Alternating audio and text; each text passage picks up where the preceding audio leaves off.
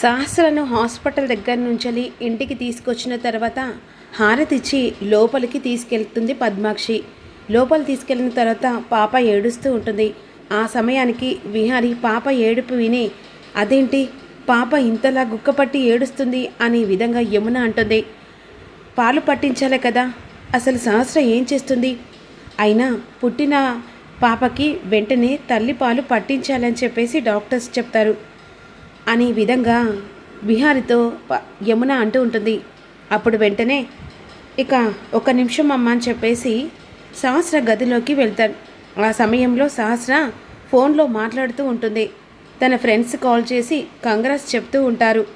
ఆ సమయంలో పాప ఏడుపు వినిపించుకోకుండా ఫోన్ మాట్లాడుతుండగా సహస్ర ఏం చేస్తున్నావు అని ఈ విధంగా అడుగుతుండగా, ఏంటి బావా, నా ఫ్రెండ్ కాల్ చేసింది, మనకి పాప పుట్టింది కదా, వాళ్ళు కంగ్రెస్ చెప్పడానికి కాల్ చేస్తున్నారు.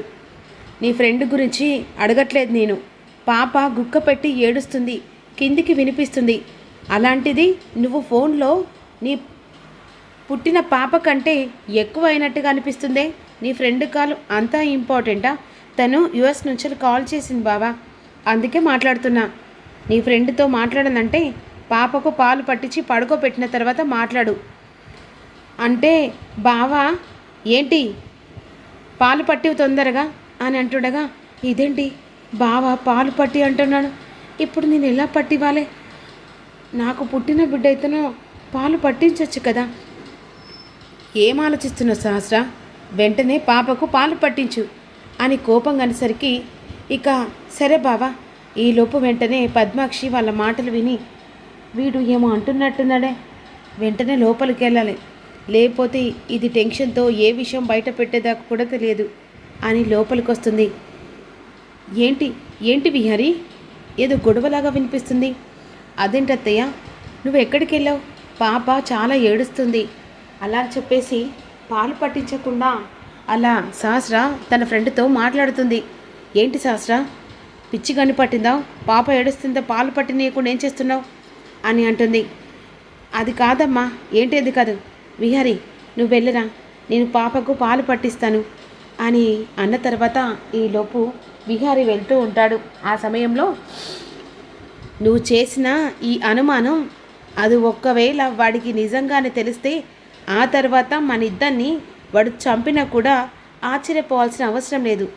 అయినా నువ్వు పాలు పట్టివ్వకుండా ఏం చేస్తున్నావే అని అనేసరికి, ఏంటమ్మా నేను పాలు పట్టించడం ఏంటి, అసలు ఏం మాట్లాడుతున్నావు అనే విధంగా అన్న తర్వాత, సరే నేను వెంటనే డబ్బా పాలు తీసుకొస్తానని చెప్పేసి డబ్బా పాలు తీసుకొని వస్తూ ఉంటుంది. పాలు వేడి చేస్తుండగా ఆ డబ్బాలో పాలు పోస్తుండగా వసుధ చూస్తుంది. ఏంటక్క ఏం చేస్తున్నావు? డబ్బా పాలు ఎవరికి? పాపకు అని అంటుండగా, ఏంటక్క పాపకు డబ్బా పాలు పోయడం ఏంటి? తల్లి పాలు కూడా శ్రేష్టం. అయినా డబ్బా పాలు పోస్తే పాపకి ఒంటికి కరెక్ట్ కాదక్క, హెల్త్ కండిషన్ కూడా కరెక్ట్గా ఉండదు. కరెక్టే, కానీ పాపకి పాలు పట్టించడం ఇక సహస్రకు నచ్చట్లేదంటుంది. ఏం మాట్లాడుతున్నావక్క? సహస్రకు నచ్చట్లేదని చెప్పేసి నువ్వు డబ్బా పాలు పట్టించాలనుకుంటున్నావా అనే విధంగా వసుధ అంటూ ఉంటుంది. యమున హాల్లోకి వస్తుంది. ఏంటి వసుధ, ఏంటి వదిన, పాపకు తల్లి పాలే కదా సిస్టం? అవును, మరి డబ్బా పాలు అక్క తీసుకెళ్తుంది పాపకని. ఏంటి వదిన, డబ్బా పాలు పట్టడం ఏంటి? సహస్ర పాలు ఇవ్వని అంటుందా? అదేం లేదు, కానీ పాలు పట్టిస్తే ఇక ఎందుకులే డబ్బా పాలు అలవాటు చేద్దాం అమ్మి అని చెప్పేసి అంటే అని వచ్చి డబ్బా పాలు తీసుకెళ్తున్నా. డబ్బా పాలు అవసరం లేదు, తల్లి పాలే పిల్లకి శ్రేష్టం అనే విధంగాని యమున సహస్ర గదిలోకి వెళ్తుంది. ఇక ఈలోపు పాప చాలా ఏడుస్తుంటుంది. అయ్యో ఏంటి తల్లి అని చెప్పేసి దగ్గర తీసుకొని, ఏంటి సహస్ర ఇలా చూస్తూ ఊరుకున్నావు? డబ్బా పాలేంటి? ఇప్పుడు పుట్టిన పిల్లకి నువ్వే స్వయంగా పాలిస్తేనే పిల్లల ఆరోగ్యం కరెక్ట్గా ఉంటుంది. అయ్యో ఇప్పుడు ఏం చెప్పి తప్పించుకోవాలి అంటే, అది కాదత్తయ్య, పాలు పట్టిస్తే నా అందం పోతుందని ఏం మాట్లాడుతున్నావు సహస్ర? అసలు పిచ్చిగాని పట్టిందా? తల్లి అయిన తర్వాత అందం గురించి ఆలోచించారు ఎవరైనా. అయినా కడుపులో కన్నది అలాంటి దానివి ఇప్పుడు అందం గురించి ఆలోచిస్తే అప్పుడు పిల్లలు కాకుంటే నీ అందం పోకుండా ఉండేది కదా అనే విధంగా అంటుండగా, సర్లే వదిన, దీని గురించి పక్కన పెట్టు, డబ్బా పాలు పట్టిస్తానులే, వద్దు తల్లి పాలు ఇష్టం అని ఈ విధంగా గొడవ పడుతూ ఉంటారు.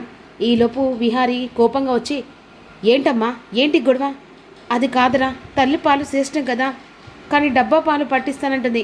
ఏంటి శాస్త్ర, అమ్మ చెప్పేది నిజమేనా అంటే, బావా అది కాదు, అసలు మీరందరూ కలిసి ఏం చేస్తున్నారు, నాకు అర్థం కావట్లేదు.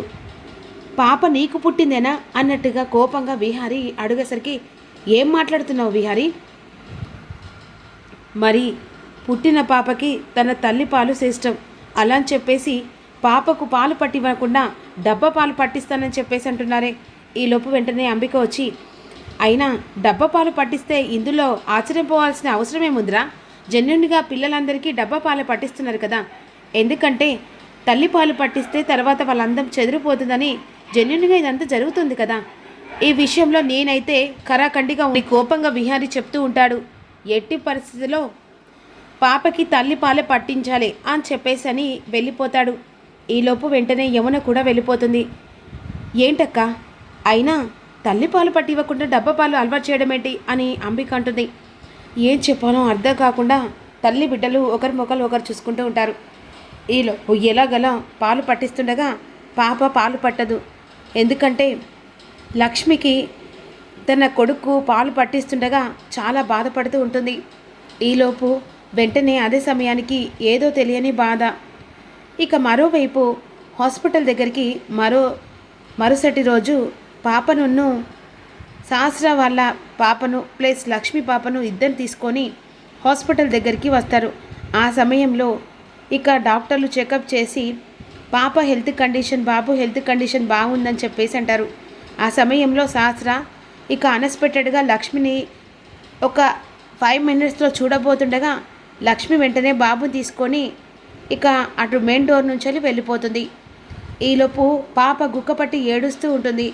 ఆ సమయంలో పాప ఏడుపుకు కంగారు పడుతూ ఉంటుంది.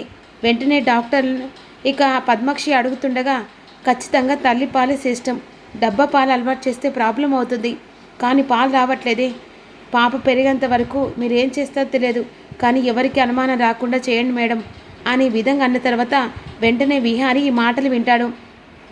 ఇక అనుమానం, పాపకు తల్లి పాలు పట్టివ్వాలని చెప్పేసి అంటున్నారు, వీళ్ళు ఏదైనా మా దగ్గర దాస్తున్నారా అని అన్న తర్వాత వెంటనే అందరు కలిసి ఇంటికి వెళ్తారు.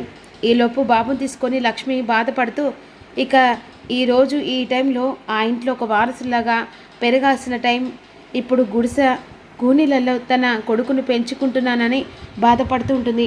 ఈలోపు ఇంటికి వెళ్ళిన తర్వాత సహస్ర పాప ఏడుస్తుండగా ఊరుకోపెట్టే ప్రయత్నం చేస్తూ ఉంటుంది.